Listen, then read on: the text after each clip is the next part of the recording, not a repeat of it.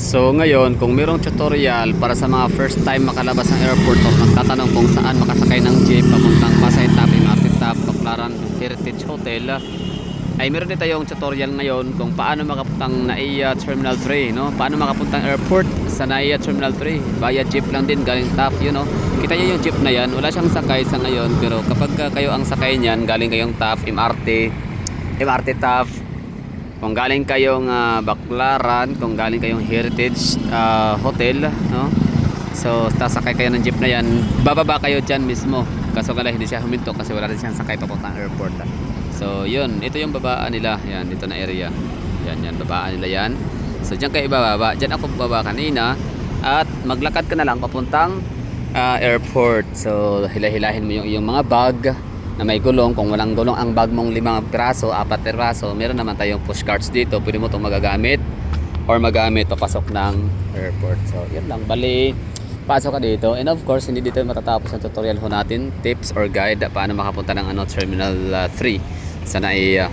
Kibali gagawa pa tayo ng tutorial sa unahan. Ibig sabihin na paano makapasok, no? Mahirap ba? Nakatakot ba? May screening bang katakot-takot ng mga screening? Baka hindi makalusot yung mga kargamento. Well, sa entrance area, wala namang mga screening, no? Hindi na siya ganun kahigpit. Dati kasi naalaala ko, nung pinakauna, simula pa lang talagang higpit na yung screening, no? Hubaran talaga ng sapatos, pati medyas. Sa entrance pa lang yan, ha. Dito pala na area, no? Dito na portion. Yan, sa labas na lang.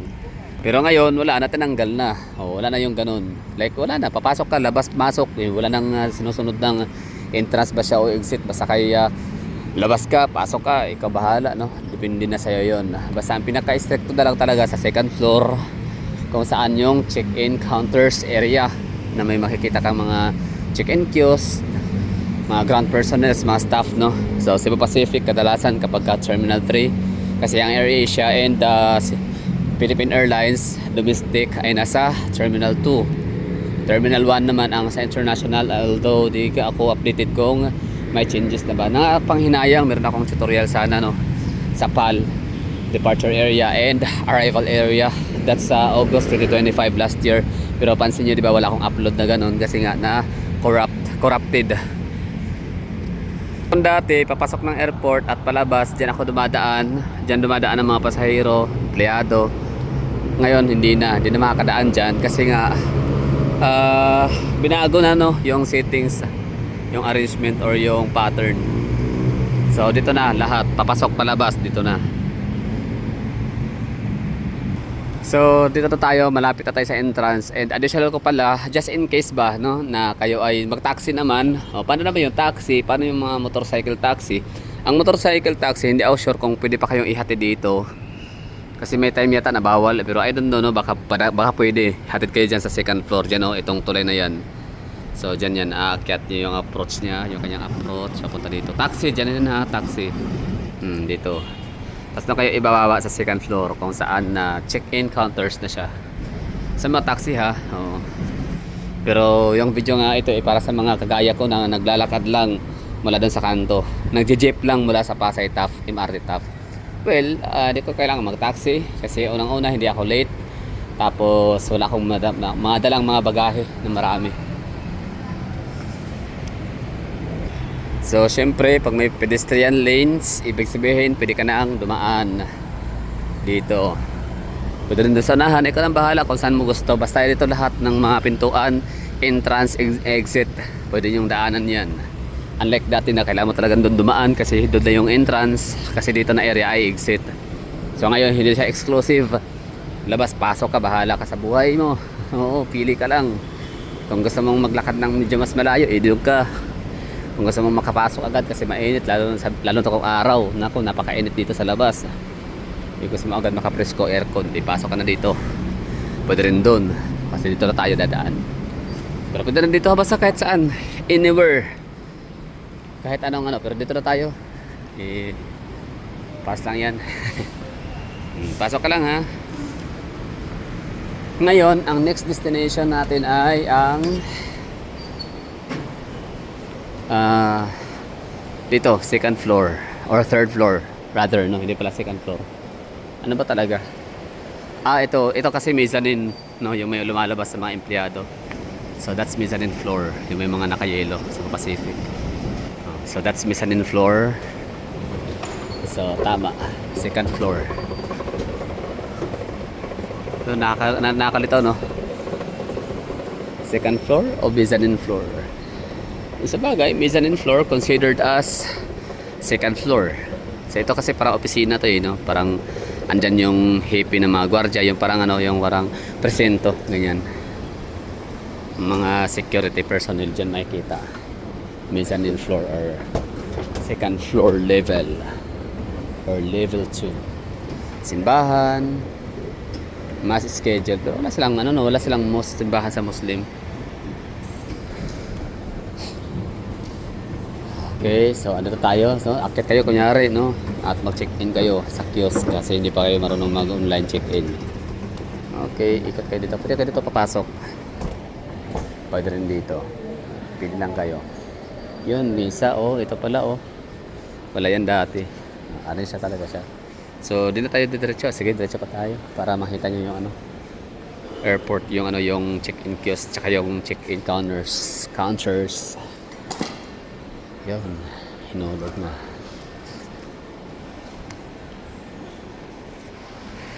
Okay, we're here. Non-passengers are not allowed in this area. So, dapat pasahero ka lang. So, in my case, meron akong ano, boarding pass. Kaya, no problem. So, kayo, kung wala kayong ano, syempre nga, dito nga kayo sa check-in counters or check-in kiosk para makakuha ng boarding pass. So, kailangan nyo nga, ano, dalhin ng kano ID ha, valid ID, huwag kalimutan. National ID, PhilHealth, SSS ID, basta lahat, UMID or government issued ID. Dito kayo. Di ba? No? Napaka ano na, maliwalas, hindi na chaotic, hindi na bara-bara ang andito, set up. Unlike that, anyway, so balik tayo sa tutorial ha. So, dito lang kayo dito. Lakad lang. Hanapin nyo ang Cebu Pacific. Kasi kapag ka-domestic tayo, domestic flights, tapos Cebu Pacific, Terminal 3. O, paano malaman na Cebu Pacific ba siya? Siyempre, tingin-tingin kayo sa lugar kung meron bang kiosk, no? So, mostly, gumagamit ng check-in kiosk ay ang Cebu Pacific lang. Hindi ako sure talaga. Hindi ako familiar sa... Ito, ano to sila? Qatar Airways. Pwede pa lang Cebu Pacific, oh. Tingnan natin, ha? Sample. Paano ba to? Di marunong. Di marunong, sorry. So, doon tayo sa diretso sa Cebu Pacific. Hahanapin nyo na ang ano, Cebu Pacific na kiosk area. Yung may mga yellow. Malaman mong Cebu Pacific siya na mga check-in counters and check-in kiosk. Kasi yung mga cordon kulay yellow. Color yellow. So, dito na area. Oh, may wifi na pala. No? AirAsia to dito. AirAsia. So, AirAsia, ano, it's international, I think, no? Tama, parang ano, international lang ano dito. AirAsia. So, asa na ang Cebu Pacific? Ayun, isa rin sa palatandaan, no? Kapag ka maraming tao, yan, Cebu Pacific yan, panigurado. Number 1, airlines. Cebu Pacific, oh, daming tao, oh, grabe. Pila, balde. Ayan. Tutorial 101. O, ito na yun ha. It's Cebu Pacific area. Dalawa to sa kabila din Cebu Pacific. O, yan o. Check-in case ang dami. So, paano naman mag-check-in? E di, panoorin nyo ang aking tutorial. Kung hindi nyo mapanood ang tutorial kasi nagmamadali na kayo, lapitan nyo ang mga nakayelo na mga empleyado. At sila yung magtaturo sa inyo paano mag-check-in sa kiosk. Andiyan sila yung mga nakayelo para tulungan kayo lahat. So ngayon naman, kung meron kayong mga bagahe, marami, naka-check-in, no? For check-ins, hindi kayo naka-hand carry. So dito na kayo sa mga bag drop, yan, mga kiosk na kayo. I mean, check-in counters na, diretso. O, basta patulong kayo ha. Yung mga naka-yelo. Malaman mo yung mga empleyado kasi naka-yelo. Yan, for example, ganyan. Andiyan sila naka-antabay lagi for any kind of assistance and guidance. Yan na, so tapos na tayo, kunyari okay na kayo. Oh, meron na kayong boarding pass, yung mga bag ay na nyo na check-in nyo na yung mga bag ninyo, mga baggages, luggage. So gagawin nyo ay punta na kayo dito sa entrance area. Magkatabi ito ha, international and domestic. So hindi dapat malito. Pero okay lang din naman kasi malalaman naman yan sa ticket eh. Sasabihin ka naman ng guard kasi nangyari na rin sa akin yun. Sabi ay sir, doon kayo sa unahan, international to dito. So doon ka sa domestic. Yan international. So yung domestic doon pa sa unahan. Yan yung atin. Domestic departure. Siyempre, bitbitin nyo na ang yung boarding pass. Basta ha, kung hindi man papel, hindi man physical, at least meron kayong screenshot. Kaya mahalaga ang power bank. Kailangan naka-charge ang cellphone. Ayun, marami ding mga domestic na departures. So yung ID na ginagamit ko is postal ID. Mga bawal, tingnan nyo dyan mga bawal, mga dos and don'ts. Mga liquids, tubig, lagpas 100 ml, hindi yan makapasok. Kahit anong liquids, kahit pa yung kalamay sa buhol, kahit yung honey. So tapos ang tininan yung natin, boarding pass, tsaka yung ating ID sa tugma. So gawin natin ngayon dito ay hiwalay yata ang babae. Kung may mga pagkakataon na ang babae hiwalay sa lalaki, pero minsan naman hindi. So sa unahan, meron mga lalaki sa unahan, so okay lang. So, okay na nakalagpas na tayo sa screening. So okay na. Nasa na tayo, departure area. So yan lang, dahil siya lang kayo dito. Pasok lang. Pero kung may mga bagay naman kayong, kunyari, bawal, for example, meron kayo lang kutsilyo, di na iwasan, manicure set, ganyan, ng mga metal, yan naman ay titingnan. Oo. Hindi naman ibig sabihin na meron ma-confiscate na ganyan, except na lang kung shabu at marijuana, yun talagang, yan, hindi lang basta i-confiscate, kundi pwede kayong ikukulong. So basta yung mga metal, ako kasi meron akong minsan akong tinignan, bali, hinold yung aking bag. Tapos binuksan nila sa aking harapan kung ano yung nakikitang kahina-hinalang bagay. So yun, dami kong susi. Oo, susi. Tapos nail cutter. Yung nail cutter, may may mga, di ba yung parang kutsilyo na maliliit. Tapos yun, basta yun yung mga bagay na bawal, Ibig sabihin, hindi yan palalagpasin ng scanning. So madidetect nila yan at i-hold yan. So nung one time, sabi, sir, tika lang sir, may patingnan lang muna kung ano yung mga metal-metal. So, ako kinabahan, paano kaya yun? Ayun, yung mga susi, ng mga malalaking susi para sa mga hardware, for example, yung ganun.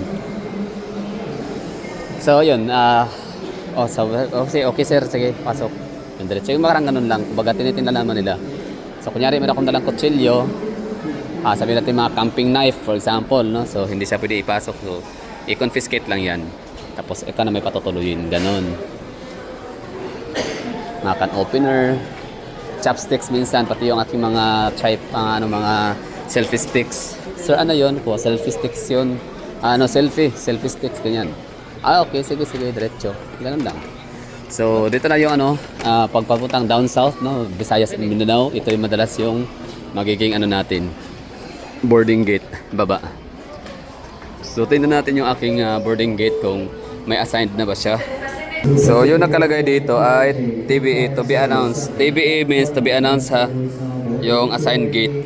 So, antay tayo ng announcement. Yung aking flight is alas 3 Gs. Alas 3 Gs ng umaga. So, ibig sabihin, bago mag alas 3 Gs ay dapat andito na sa boarding gate. So, ano ba yung bago mag alas 3 Gs? So, dapat mga alas 2 pa lang. Dapat andito tayo. Nakapag-check-in na. Para boarding gate na. Ayun. Okay na tayo. Thank you for watching. Bye-bye and ingats.